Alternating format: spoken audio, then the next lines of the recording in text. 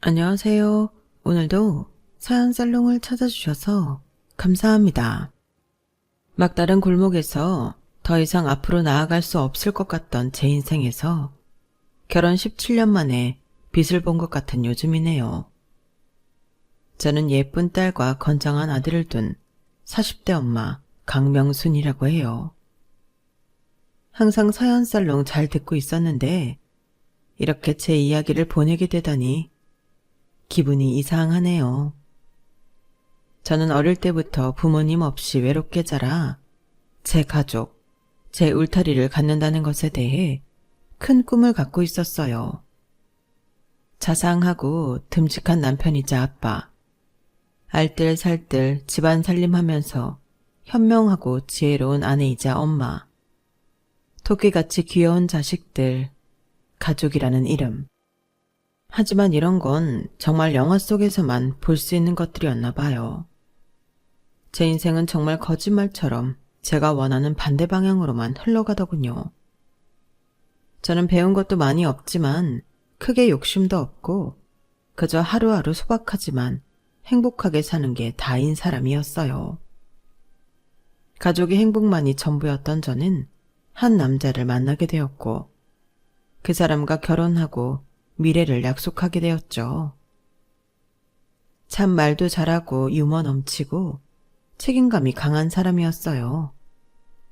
그런 그에게 끌려 20대 후반에 결혼을 하며 사랑이 넘치는 우리만의 가족 울타리를 기대했죠. 허나 남편은 결혼하고 딱 3년 만에 완전히 다른 사람이 되더군요. 3년 동안 저는 연년생으로 딸과 아들을 얻었고 육아로 힘들고 고된 하루와 씨름하고 있었어요. 남편이 퇴근하기만을 기다리며 낮에는 죽을 힘을 다해 아이들을 돌봤죠. 언제부터인가 남편은 집에 늦게 오거나 아예 안 들어오는 날이 잦아졌고 점점 대화가 어려워지기 시작했어요. 여보, 오늘 선주랑 건주 둘 다 기침하고 콧물을 계속 흘리네? 미열도 조금씩 있고 오늘 좀 빨리 와서 같이 병원 좀 같이 가주면 안 될까? 오늘? 나 좀 이따 중요한 손님 오기로 해서 기다리고 있는데 완전 찐 단골이고 매번 나랑 거래해주는 게 고마워서 오늘 술 한잔 사기로 했어. 내가 잡은 약속인데 내가 깨기 좀 뭐하잖아. 애들 뭐 죽을 만큼 아픈 거 아니면 그냥 집에 있어. 아니면 택시 타고 가든가.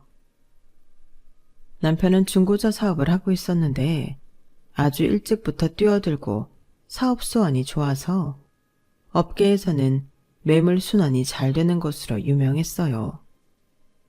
원래는 출퇴근 시간도 크게 벗어나지 않았었는데 손님의 늦은 방문, 술 약속, 비즈니스 문제 등을 핑계로 달라지기 시작했죠. 그래도 생활비는 잘 챙겨주는 편이었는데 5년 차부터는 그것마저 어그러지기 시작했어요. 선주 아빠, 애들 간식비가 없어. 그리고 이번에 유치원에서 견학 간다고 활동비를 좀 내라고 하는데. 뭐? 간식이고 활동비고 다 해봤자 20만 원도 안 할 거 아니야. 응, 그렇긴 그런데 넌 주부가 20만 원도 없어서 출근하는 남편한테 돈 타령이냐? 없는 게 아니라 또 빠져나갈 돈이라서 우선 아껴두는 거야. 넌 맨날 집에서 돈만 쓰냐? 뭘 또 빠져나가? 집안 공과금, 당신이 생활비를 한꺼번에 안 주니까 이렇게 조금씩 내가 달라고 하잖아. 내가 무슨 돈 뽑는 ATM 기계야? 맨날 나한테 야금야금 달래. 그럼 내가 돈을 어디서 구해? 집에서 애 보는 사람한테 무슨 돈이 하늘에서 떨어져? 뭘 잘했다고 목소리를 높여? 다른 집 여자들 좀 봐라. 큰 돈 아니어도 주식이고 소액 투자고 해서 남편 용돈도 안겨준다는데 너는 참. 지금 20만 원도 당신한테 달라고 구걸하는데 무슨 주식이야. 나 여태껏 돈 허튼 데 쓴 적 한 번도 없어. 그래, 너 잘났다. 돈도 못 버는 게 뭐가 대수라고 큰 소리나 빽빽 지르고. 절대 고생 같은 건 모르고 살게 해주겠다던 남편은 변하더군요. 남편은 경제 능력이 없었던 제게 거의 돈 문제로 괴롭게 하고는 했어요. 저는 정확히 남편이 얼마를 벌고 하는지 몰랐기 때문에 장사가 잘 안 된다 하면 그저 경기가 안 좋구나 하고 끄덕일 뿐이었죠. 지금 생각하면 참 제가 무지했던 것이죠. 애들이 초등학교에 들어가자 남편은 추가적으로 외도까지 하기 시작했어요. 그것도 아주 자주 말이죠. 믿었던 남편이었는데 저를 배신했다는 생각에 마음이 무너졌지만 아이들을 생각하면 남편과 쉽게 헤어질 수도 없었죠. 저처럼 부모 없이 살게 하고 싶지 않았으니까요. 하지만 너무 참기 힘든 순간이 많았어요. 게다가 남편은 자신이 잘못하고도 뉘우치는 기색이 전혀 없었어요. 선조 아빠, 이 여자는 누구야? 누가 이렇게 당신을 다정하게 부르면서 연락해? 알아서 뭐하게. 뭐? 이런 거 한두 번 보는 거 아니잖아. 이제는 너도 보고서 그냥 그러려니 할 때 되지 않았니? 그게 말이 된다고 생각해? 말이 안 될 거는 또 뭔데? 너도 참 답답하다. 다 알잖아. 그럼 나는 당신이 이렇게 바람펴도 그냥 그렇구나 하면서 넘어가야만 되는 거야? 안 그러면 당신 진짜 날 뭘로 생각하는 거야? 네가 가만히 안 있으면 어쩔 거냐고. 이혼이라도 하게? 돈 있어? 당신 도대체 뭐가 그렇게 당당한 거야? 나 사업하는 사람이야.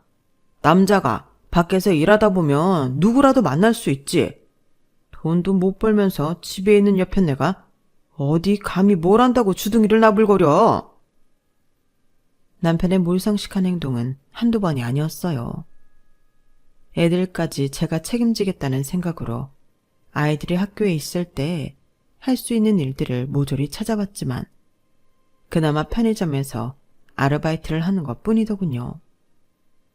실제로 편의점에서도 일도 했지만 모여지는 돈은 거의 없었어요. 지금 제가 아이들만 데리고 이혼을 해봤자 좋을 것이 없다는 결론을 내리고 어떻게든 꾹 참고 살았어요. 그렇게 부부인 듯 부부가 아닌 듯한 사이로 몇 년의 시간이 지나갔죠. 어느 날 남편이 제게 부탁을 하더군요. 너 친한 친구 미경이 있지? 거기도 그냥 일 안 하고 주부인 거지? 갑자기 미경이는 왜? 거기에 얘기해서 미경이 이름으로 통장 좀 하나 만들어 달라고 해. 통장? 은행은 상관없고 그냥 입출금 통장. 최대한 빨리 만들어 갖고 와. 네 명이도 아니고 미경이 통장은 왜? 거참. 또 내 말이 토달지? 내가 비즈니스 하는 거 네가 뭐 알기나 해? 필요하니까 해요라는 거지. 아무리 내 친구라지만 그런 말은 함부로 못하지. 당신이 해오란다고 미경이가 통장을 어떻게 갑자기 만들어다 줘? 그러니까 내가 너한테 얘기하잖아. 네 친구니까 네가 말하면 해줄 거 아니야. 참 말 많아.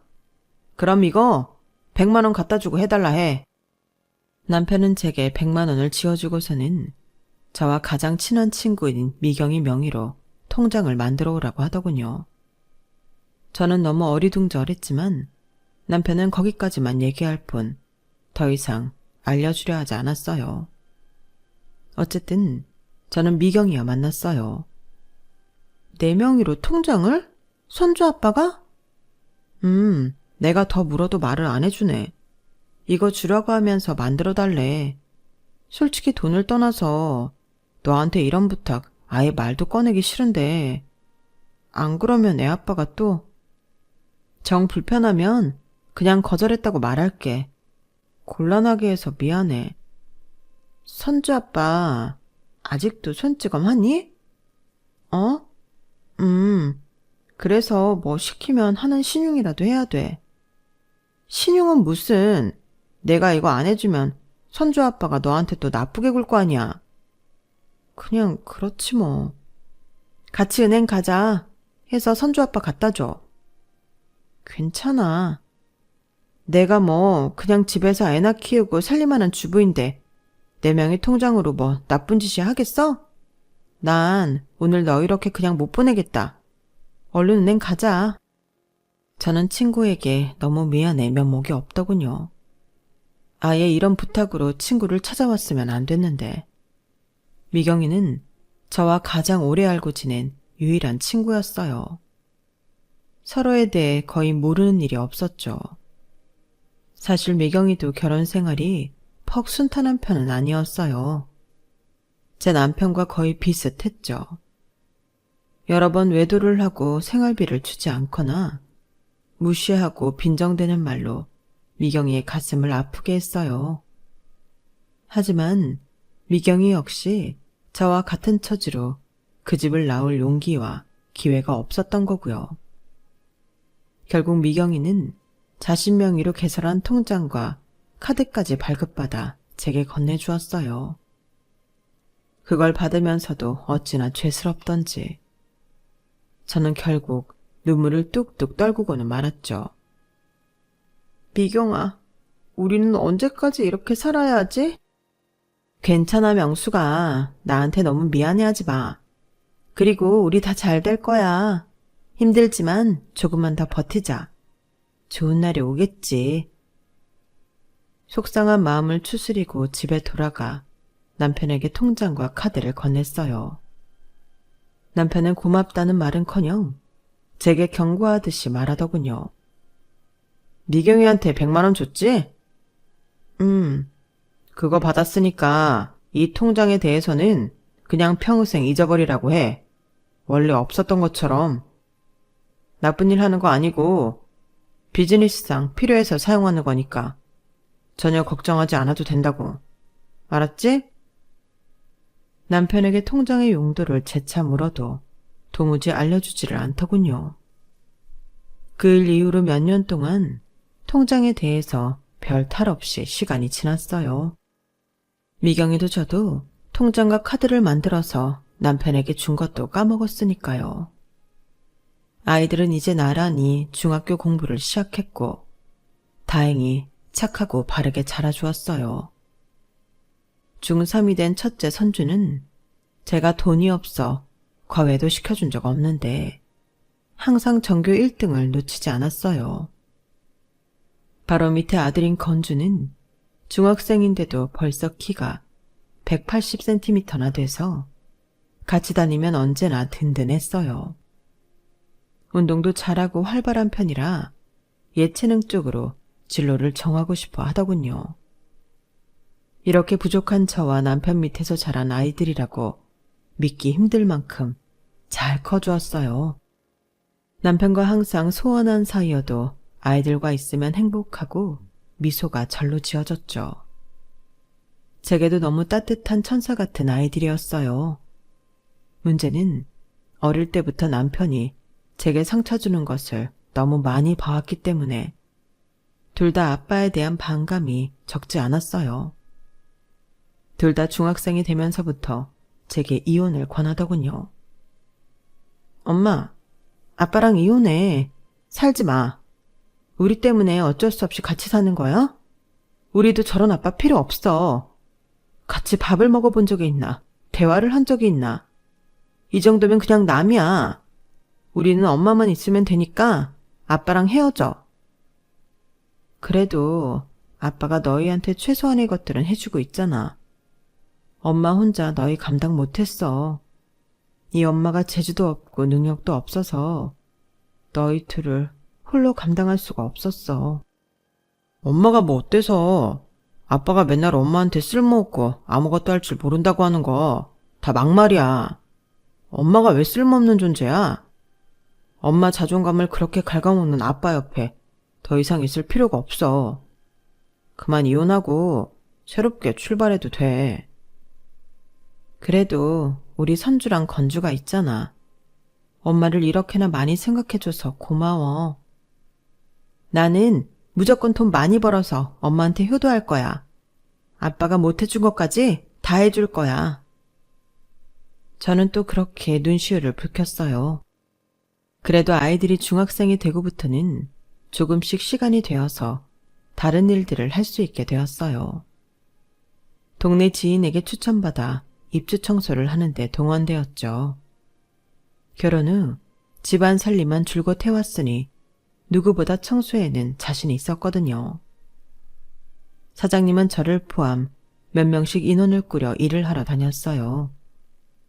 처음에는 집에서만 하던 일을 넓은 집도 하고 지저분한 집도 하고 큰 사무실도 청소하다 보니 온몸이 쑤시고 했지만 제 손길이 닿는 곳마다 깨끗해지는 것을 보면 그렇게나 기분이 좋고 뿌듯할 수가 없더군요.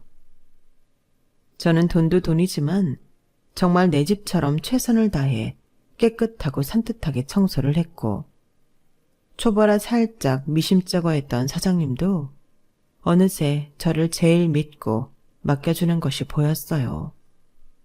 그럴수록 저는 더 열심히 했고요.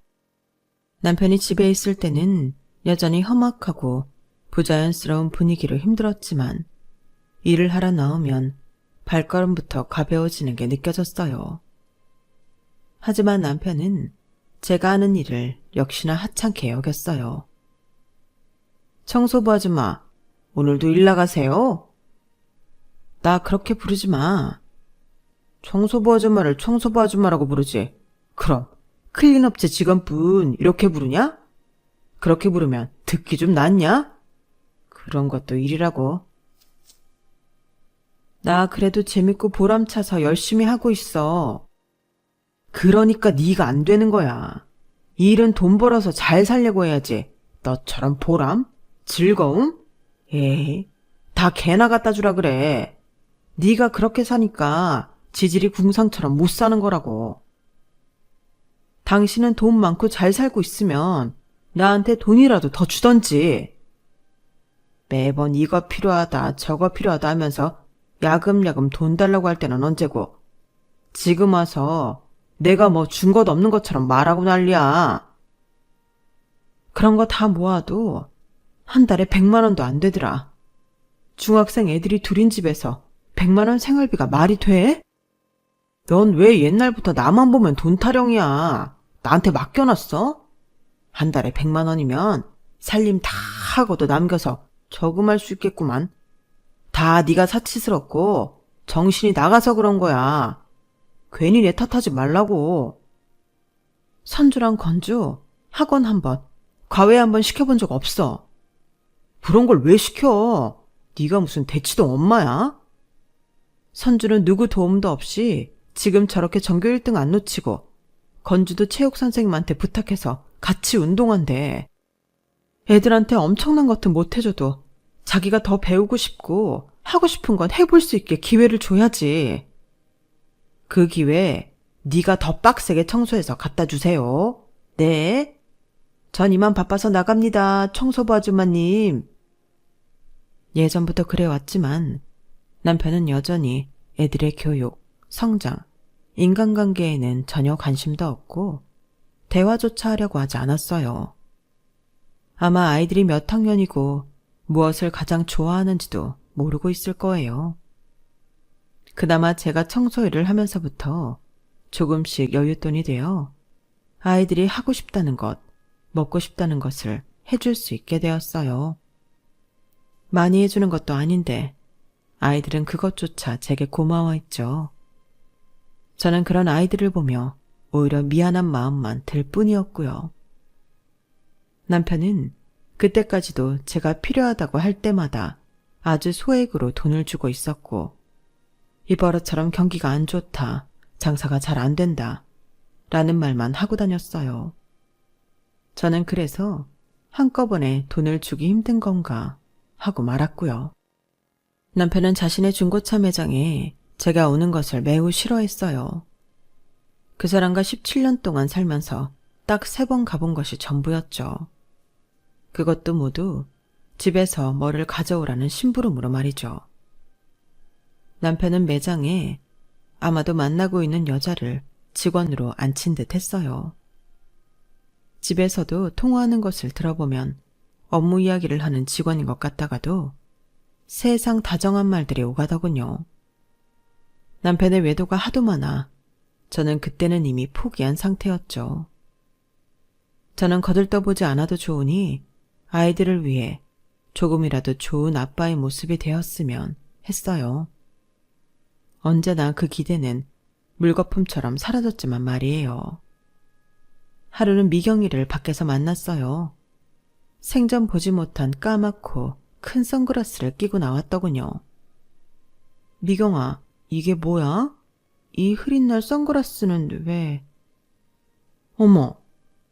미경이의 선글라스를 들춘 저는 소스라치게 놀랐죠.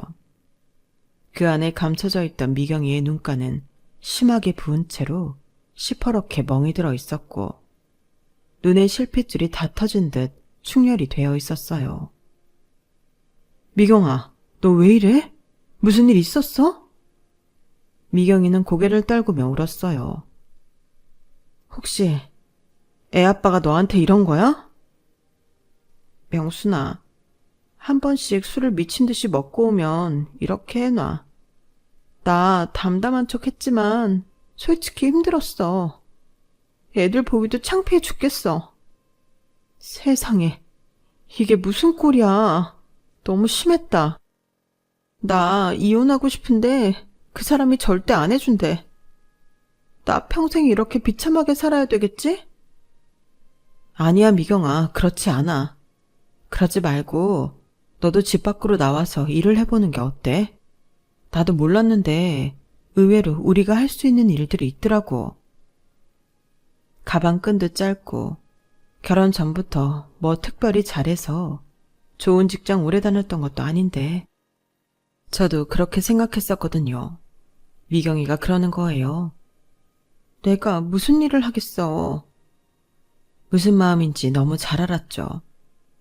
나라고 뭐 너랑 달랐니?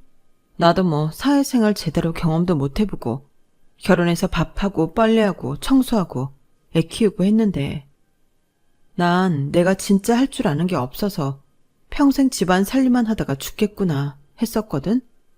그런데 오히려 내가 살림만 했어서 지금 하는 일이 너무 나랑 잘 맞는 거 있지. 내가 아무리 피곤해도 집에 먼지 있는 꼴은 못 보잖아. 그런데 지금 그게 얼마나 도움이 되는지 몰라.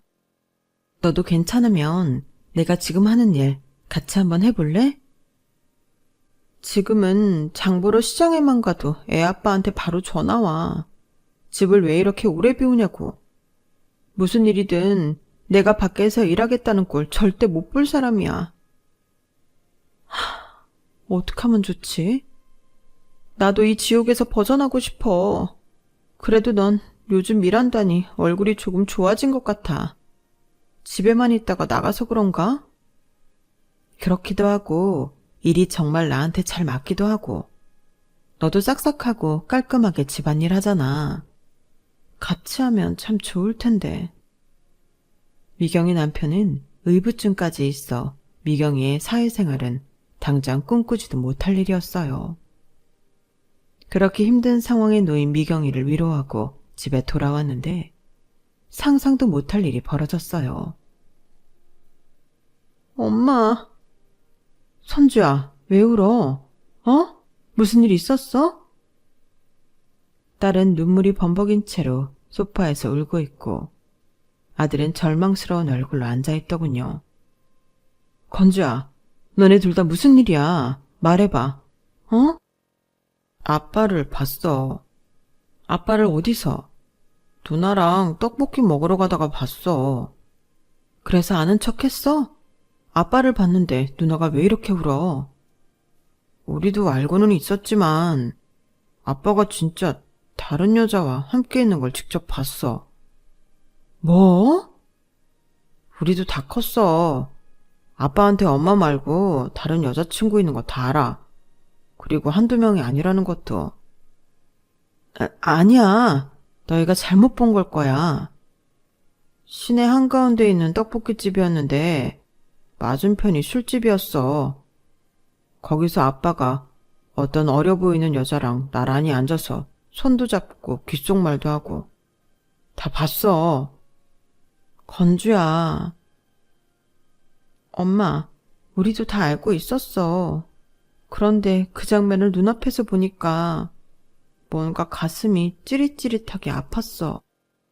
저는 아이들을 와락 안고 눈물을 펑펑 쏟았어요. 잘못은 남편이 했지만 제가 더 미안한 마음이 컸어요. 미안해. 엄마가 미안해. 너희도 다 알고 있었구나. 엄마가 왜 미안해? 잘못한 건 아빠인데. 엄마가 미안하다고 하지 마. 그래도 엄마가 우리 가족을 잘 지키지 못한 것 같아서, 너희한테 상처를 준 것 같아서 너무 미안해. 한없이 어리게만 느껴졌던 제 자식들이었는데 언제 이렇게 커서 제 마음을 헤아려주는 존재가 된 건지 이상한 기분이 들더군요. 그리고 숨기려면 잘이나 숨기지. 동네에서 멀지 않은 시내 술집에서 다른 여자 만나는 장면을 아이들까지 보게 만들었다는 것이 정말 참을 수 없이 화가 나더군요. 그날 늦은 밤 아이들을 재우고 남편이 돌아오기를 한없이 기다렸어요. 새벽 1시가 되어서야 도어락 열리는 소리가 나더군요. 술 냄새를 풍기며 남편이 들어왔어요. 왜 불도 안 켜고 이러고 있냐? 당신 기다렸어. 나를? 왜? 오늘 시내에 있는 술집에 갔었어? 너 다 미행도 하냐? 미행할 가치도 없어. 뭐? 만날 거면 멀리 가서나 만나지. 왜 동네에서 다른 여자 쪼물딱거리는 걸 애들한테 들켜? 당신 딸 아들이야. 진짜 그런 꼴 보여주고 싶어? 선주랑 건주가 날 봤다고? 그래. 술집에서 젊은 여자랑 나란히 앉아서 희희낙낙거리는 거 애들이 다 봤대. 당신 아빠 맞아? 아빠라는 사람이 어떻게 애들한테 이런 모습을 보여? 몰랐던 것도 아니면서 유난이야, 유난은. 당신이 어떤 여자를 만나고 뭐 하고 다니는지 그냥 나만 입 닫고 있으면 되겠지 하고 다 침묵했어. 그런데 애들도 이미 다 알고 있더라. 알고도 모른 척 말 안 했더라. 그런데 막상 아빠가 진짜 눈앞에서 딴 여자랑 있는 걸 보니 충격이었나 봐. 애들 지금 겨우 중학생이야. 애들한테 부끄럽지도 않아? 내가 부끄러울 게 뭐가 있어, 돈 벌어다 지네 먹이고 입히고 가르치고 하는데 나는 뭐 땅 파서 돈 갖고 와? 밖에서 다 그렇게 비즈니스 하면서 어렵게 돈 벌어서 갖고 오는 거지. 그런데 뭐? 딴 여자랑 있는 걸 봤다고 이 난리야? 지금 그걸 말이라고 해? 이 집 구석에서 다 내 돈 가져다 지지고 볶고 살면서 이것들이 감히 나보고 어쩌고 저째? 남편은 술 기운에 더 쉽게 흥분을 한 것 같았어요. 한동안 뜸했는데 갑자기 또 손이 올라갔고 저를 치려고 하더군요. 그때였어요. 아빠! 지금 뭐 하는 거야? 또 엄마 때리려고? 내가 지금 당장 경찰에 신고할 거야. 방에서 나온 애들이 남편에게 새빨개진 눈을 부라리며 대들기 시작했어요. 뭐? 경찰? 이것들이 아주 쌍으로 신났네. 네가 무슨 자격으로 경찰을 부른다고 나한테 소리 질러. 이것들 키워놨더니 이제 와서 하는 소리가 뭐? 경찰? 참나. 남편은 제 앞을 가로막은 딸에게도 스스럼 없이 손을 올리더군요. 그때 남편의 팔을 꽉 움켜쥐며 막아준 것은 바로 아들 건주였어요. 그만하세요. 다 아빠가 잘못했잖아요. 뭐야, 이건주, 너 지금 내 손 잡았어? 내가 뭘 잘못했는데? 남편보다 키가 훨씬 크고 다부진 몸의 아들이 남편의 팔을 놓지 않으며 더 위협적으로 대했어요. 그만하시라고요. 엄마랑 누나가 뭘 잘못했다고 이래요? 아빠는 양심도 없어요? 저를 비롯해 딸과 아들까지 남편과 대립각을 세우자 남편은 더 눈에 불을 켜고 죽자 살자 덤비기 시작하더군요. 하지만 남편은 이제 아들 앞에서 힘조차 겨룰 수 없는 중년 남자에 불과하더군요. 아들에게 양쪽 팔을 다 붙들린 남편이 당황하기 시작했어요. 이거 안 놔? 이 시끼가? 놓으라고! 아빠가 엄마랑 누나 때리는 순간 저도 제가 어떻게 할지 몰라요. 그러니까 적당히 해요. 씩씩거리는 남편을 제어하는 아들의 모습을 보고 있자니 기분이 묘하게 통쾌하기까지 하더군요. 최소한 아빠라고 불러줄 때 알아서 그만둬요. 이거 지나면 진짜 남남처럼 살 테니까. 우선 체력적으로나 기싸움으로나 한참 밀린 남편은 잠시 꼬리를 내리더군요. 니네 아주 작정하고 나를 이렇게 업신여기는구나. 집안 꼴 좋다. 할 말이 없어진 남편은 다시 밖으로 나가버렸고 집안에 남겨진 저희 셋 사이로 쎄한 공기만 맴돌았어요. 아이들을 다독여 다시 재웠지만 정작 저는 밤을 꼴딱 새고 말았어요. 이제는 정말 참을 수 없는 지경이 되고 만 거죠.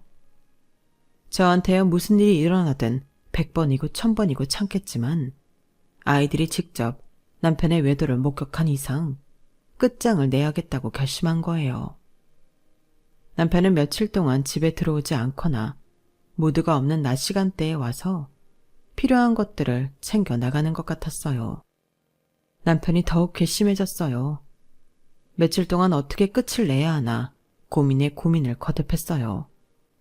그러다 갑자기 아주 옛날 남편이 미경이한테 만들어서 받아오려던 통장과 카드가 불현듯 떠올랐어요. 저는 당장 미경이에게 연락을 취했죠. 미경아, 너 기억나지? 예전에 네 명의로 통장이랑 카드 발급받아서 이기호한테 갖다 준 거. 얼마나 오래되었는지 미경이는 기억조차 잘하지 못하더군요. 저는 그렇게 미경이를 앞세워 은행으로 무작정 향했어요. 미경이를 시켜 전에 있던 통장과 카드에 대해서 분신 신고를 하고 새로 발급받도록 했어요. 저는 통장을 열어본 순간 정말 경악을 금할 수가 없었어요. 1, 10, 100, 1000만, 10만, 100만, 1000만, 억, 10억? 통장에는 믿을 수 없는 숫자에 돈이 찍혀 있었어요. 24억이 조금 못 되는 액수였죠.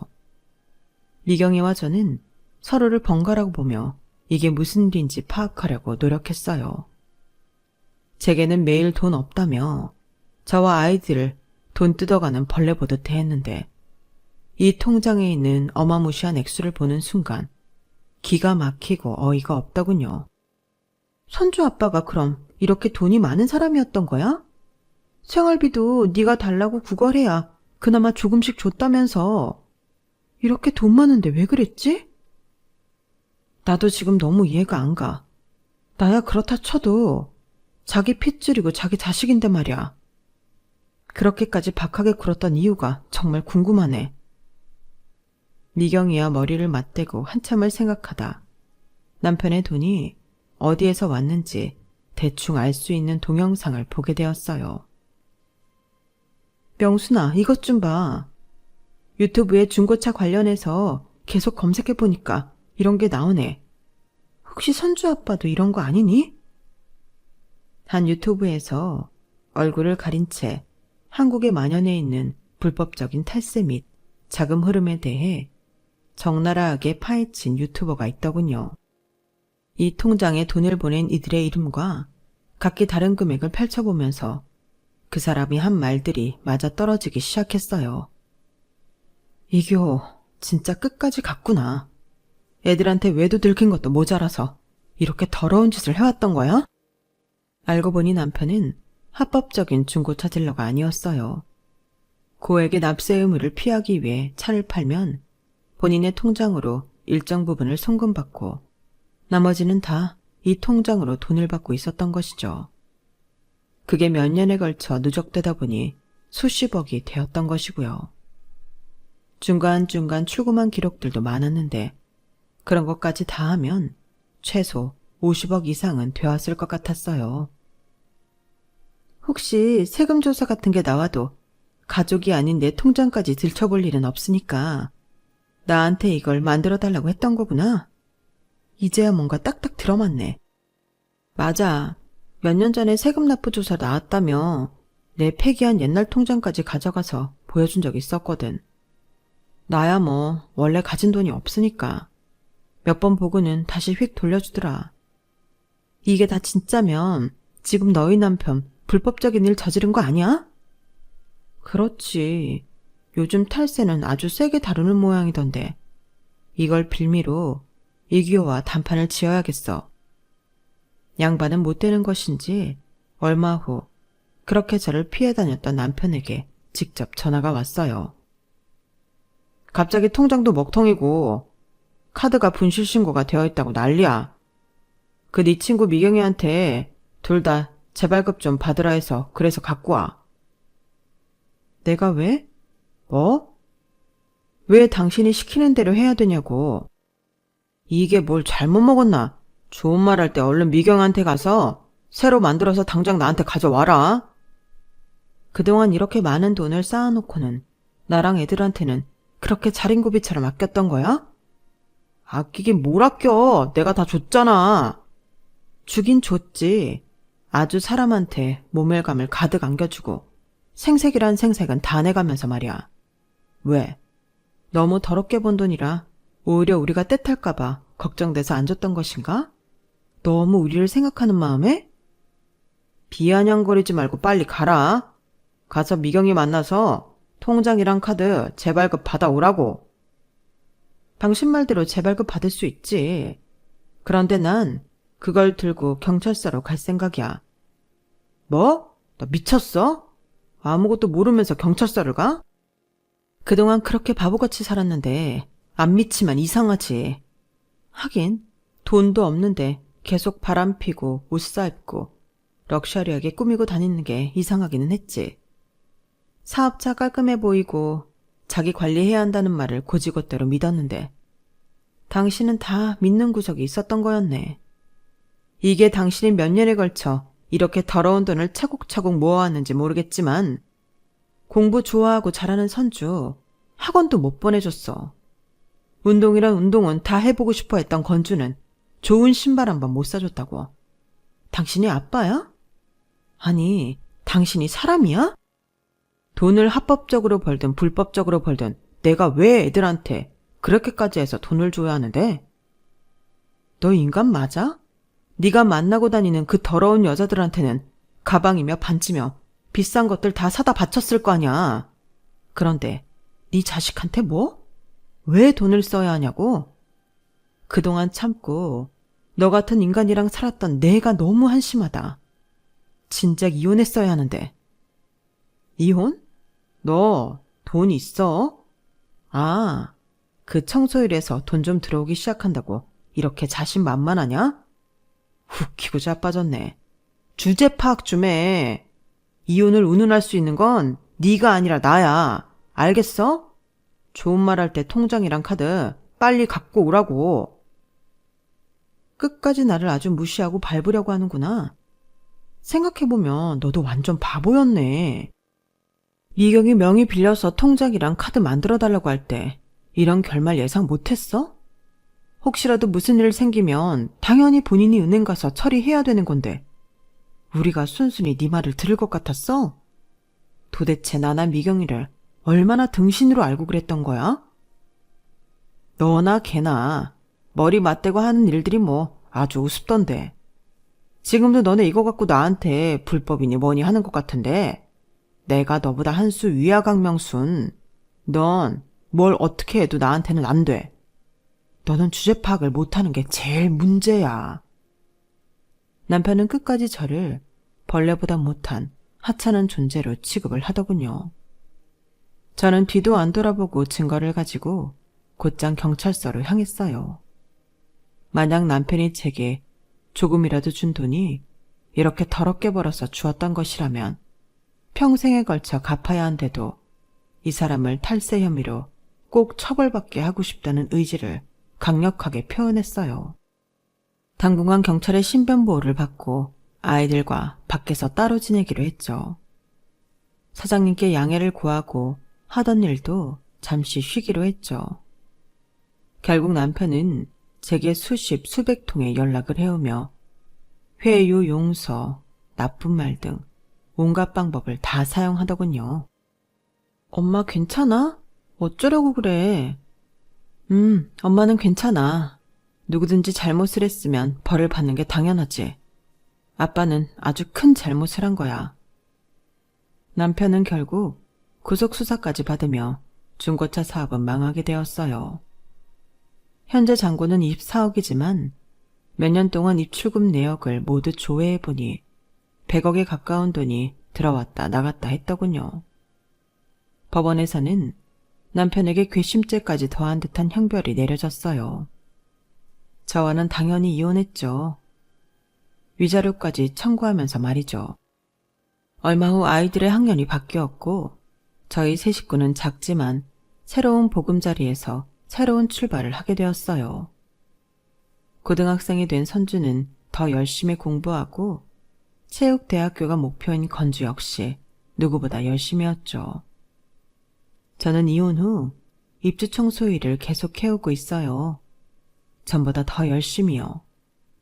정이 많은 사장님은 제가 정말 일을 열심히 해준 덕분에 청소를 맡기는 손님도 많아지고 좋은 리뷰도 많아졌다며 새로운 팀을 꾸린 곳에 팀장직을 제게 맡겼어요. 여기서 팀장이 되었다는 것은 많은 것을 의미해요. 단순 월급을 벗어나 더 많이, 더 열심히 한 만큼 제게 떨어지는 인센티브도 늘어난다는 이야기니까요. 요즘은 손님이 더 많아져서 3번째 팀과 4번째 팀까지 꾸릴 예정이고요. 참, 미경이 역시 저와 같이 일을 시작하게 되었어요. 제 남편 못지않게 사고를 치고 툭하면 가정폭력을 행사했던 미경이 남편 역시 저희가 힘을 합쳐 곤란에 빠뜨렸고 잘못했다고 비는 그에게 이혼 약속을 받아내고야 말았죠. 역시나 자위의 몸이 된 미경이 역시 일을 하고 싶어 했고 그 결과 저와 한 배를 탄 동지가 됐어요. 혼자 할 때도 재미있었지만 미경이와 한 팀이 되어서 일을 하러 다니니 전혀 지루하지도 않고 놀러 다니는 기분까지 들더군요. 일하는데 손발도 척척 잘 맞아 빠르고 더 깨끗하게 마무리 지을 수 있기도 하고요. 남편은 어깨에서 탑 안에 들 정도로 잘 나가다 이번 일로 나쁜 소문이 퍼지면서 다시는 이쪽으로 발도 들이밀 수 없게 되었어요. 돈이 없으니 자연히 그 많은 여자들한테도 버림받고 알거지가 된 셈이죠. 제게도 용서를 빌며 다시 받아달라는 연락이 몇 번이고 왔어요. 애들 핑계 대면서요. 하지만 그런 사람은 잘 바뀌지 않으리라는 걸 알아요. 상황이 좋아지면 또다시 잘못된 과거를 반복할 것을 알거든요. 그리고 무엇보다 우리 두 아이들이 아빠를 원치 않아요. 아빠, 아니, 아빠도 아니야. 난 정말 우리끼리 사는 게 소원이었어. 그래도 한 집안의 가장이었는데 아빠가 저렇게 고생만 하면서 떠돌다가 죽으면 어떡해. 그때 되면 엄마나 우리한테 못했던 일들 더 많이 후회하면서 죽겠지. 아이들은 아주 단호하더군요. 아이들의 생각도 반영해 그에게 걸려오는 모든 번호를 차단하고 여전히 신변 보호 요청을 유지하고 있어요. 용기도 없고 세상이 두려워 오히려 그 자리에 앉아서 신세 한탄만 했던 제 과거 모습이 문득문득 떠올라요. 참 어리석고 바보 같았죠. 저의 어리석음으로 더 쉽고 빠르게 잘라낼 수 있었던 꼬리를 아이들에게 상처를 모두 준 후에야 자르게 되어서 저 역시 스스로 많이 반성하고 자책하고 있어요. 하지만 이런 저를 되려 위로해주는 게 또 아이들이기도 하더군요. 엄마는 잘못한 거 없어. 그냥 가족이라는 울타리를 끝까지 지켜내고 싶었던 것 뿐이야. 결과가 어찌됐든 엄마는 최선을 다했고 우리도 엄마의 그 노력을 다 알아. 이제 우리 세 식구 행복하게 살 날만 남았어. 어느 날 갑작스레 받은 딸의 손편지에 울컥하며 울고 말았어요. 그래, 과거에는 어리석었지만 이제는 현명하고 지혜롭게 살면 돼. 못할 건 없어. 요즘에 저는 정말 죽어도 여한이 없는 마음이에요. 즐겁게 일도 하고 제가 노력한 만큼 금전적 성과도 보답받고 있고 아이들 역시 밝고 건강하게 자라주고 있으니 더 바랄 게 없어요. 이보다 더 좋은 날들이 있을까 싶을 만큼 행복하네요. 듣고 계신 여러분들도 열심히 행복하자고요. 충분히 행복할 자격이 있답니다. 제 사연 들어주셔서 감사합니다. 여러분, 사연 댓글에 응원과 현명한 조언 부탁드려요. 좋아요와 구독은 저에게 큰 힘이 됩니다. 오늘도 좋은 일 가득하세요.